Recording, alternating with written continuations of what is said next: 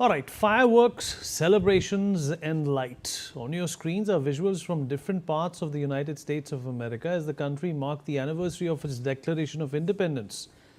This Independence Day was different, not least because it marked America's quintessential, the 250th anniversary of the nation's founding. It was also one of the most politically charged 4th of July celebrations in recent memory. Hello and welcome to NewsX Deepdive. My name is Vineet Malhotra. Today we talk about the grand events across the world as well as different parts of the US celebrating America at 250. 250 years ago, on the 4th of July, 1776, a group of visionary leaders signed the Declaration of Independence, giving birth to a bold new experiment in liberty and self-governance. Today, that experiment turned 2.5 centuries old. From coast to coast, Americans came together not just to watch fireworks, but to reflect on their shared history, their present divisions, and their hopes for the future. Let's begin with Washington, D.C., the heart of the nation. The National Mall hosted one of the most spectacular celebrations in American history. President Trump delivered a keynote address during the Salute to America 250 event, emphasizing themes of strength, unity, and renewed national pride. The evening culminated in what officials call the largest fireworks display ever staged in the Capitol, over 850,000 shells lighting up the sky above the Washington Monument and Lincoln Memorial. Military flyovers by the elite Blue Angels roared across the clear skies of Washington and New York. The precision formation slicing through the air in perfect synchronization, trailing bold streaks of red, white, and blue smoke. They were joined by a fleet of historic heritage aircraft, including World War II era Mustangs, legendary B-52 Strato Fortresses, and modern fighter jets, creating a powerful aerial tribute that echoed the nation's military strength and technological prowess. The thunderous spectacle sent a wave of excitement through the massive crowds gathered on the National Mall. Hundreds of thousands of spectators, many arriving hours before sunrise to secure prime viewing spots, stood shoulder to shoulder despite the intense summer heat and humidity. Families waved flags, children sat atop parents' shoulders, and veterans stood proudly at attention as the aircraft thundered overhead.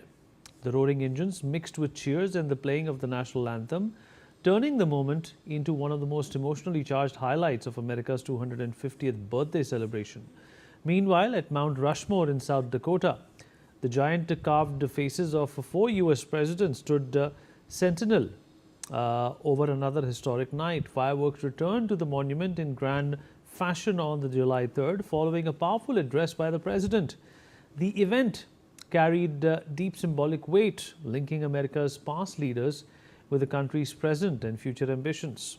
In New York City, the fireworks over the East River and iconic skyline were accompanied by tall ship parades in the harbor as part of the Sail 250 events.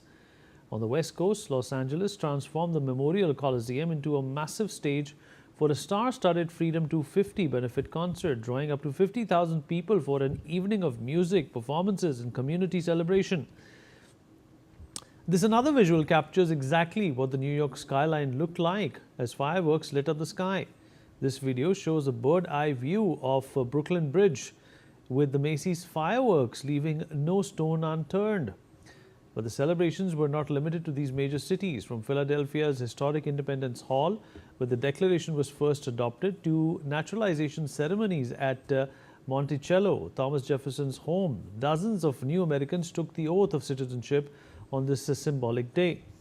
Across small towns and big metros, parades, bell-ringing ceremonies, state fairs, and community events reminded everyone why this milestone mattered. In fact, a capsule commemorating 250 years of America's independence has been buried in Philadelphia to be opened in the year 2276 and preserving America's history for the years to come. What also stood out this year was the global resonance in Paris. The Eiffel Tower was dramatically illuminated in red, white, and blue, projecting USA 250 for the world to see. A heartfelt tribute from France, America's oldest ally. Monuments in Ukraine also lit up in celebration. These Visuals are from Kyiv as the iconic Motherland Monument and the Central Railway Station illuminated in colors of the American flag to congratulate the United States on the 250th anniversary of its independence, while landmarks in several other countries joined the glow. These international gestures underscored how the American story continues to inspire far beyond its borders. On the ground, reactions were as diverse as the nation itself. Many described feeling a surge of pride seeing the country come together in a grand fashion. Others hoped the milestone would serve as a turning point, a chance to bridge divides and recommit to shared values. The US President, meanwhile, highlighted what all the US achieved in 250 years. Listen in. Unlike so many others in the world, in this country we have freedom of speech, freedom of religion, equal justice under the law, although I wasn't treated that well, but we won't get into that. And the right to keep and bear arms.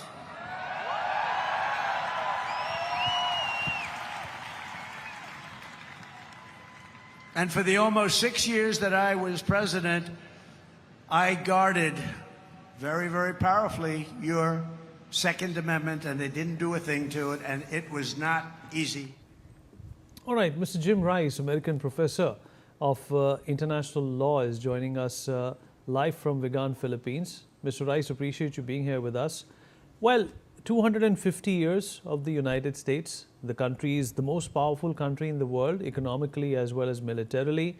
How would you rate, where America stands today in terms of, the original document that was signed by the forefathers, by the founding fathers, to make America the strongest country in the world? Do you think that that purpose and that trajectory and that vision still aligns to that document?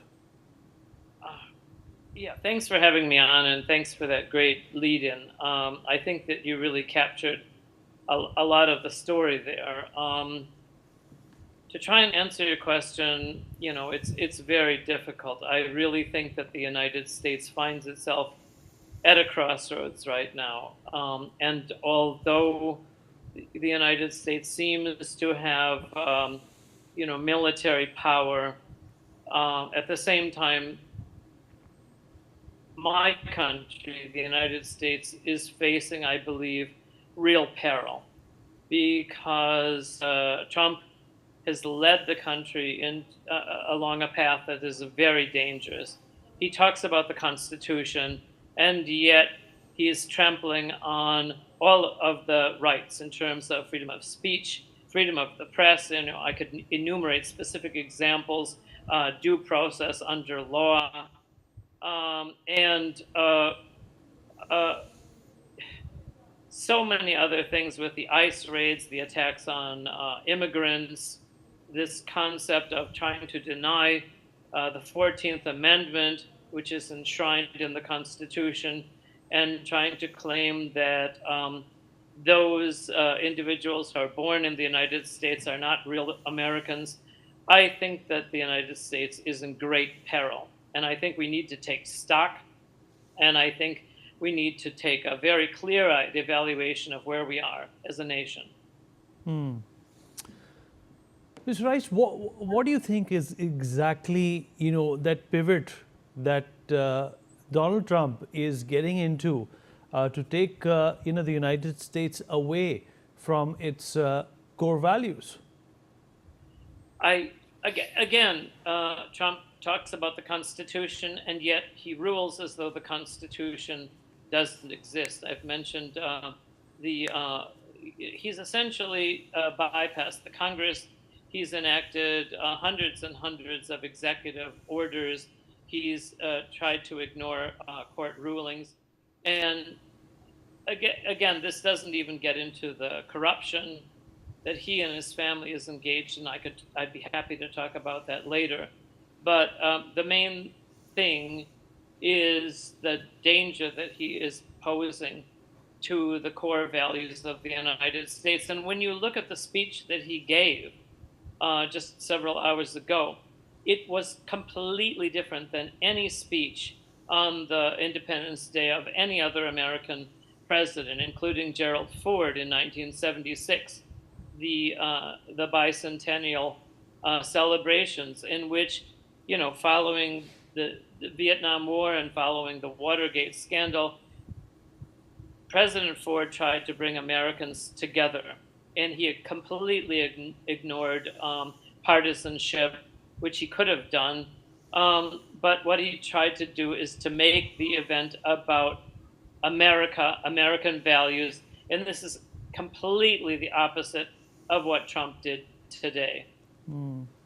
Mr. Rice, always a pleasure having you. Thank you so much for speaking to us very candidly and giving us this perspective. Thank you so much, sir. We'll take a short break now. Be right back.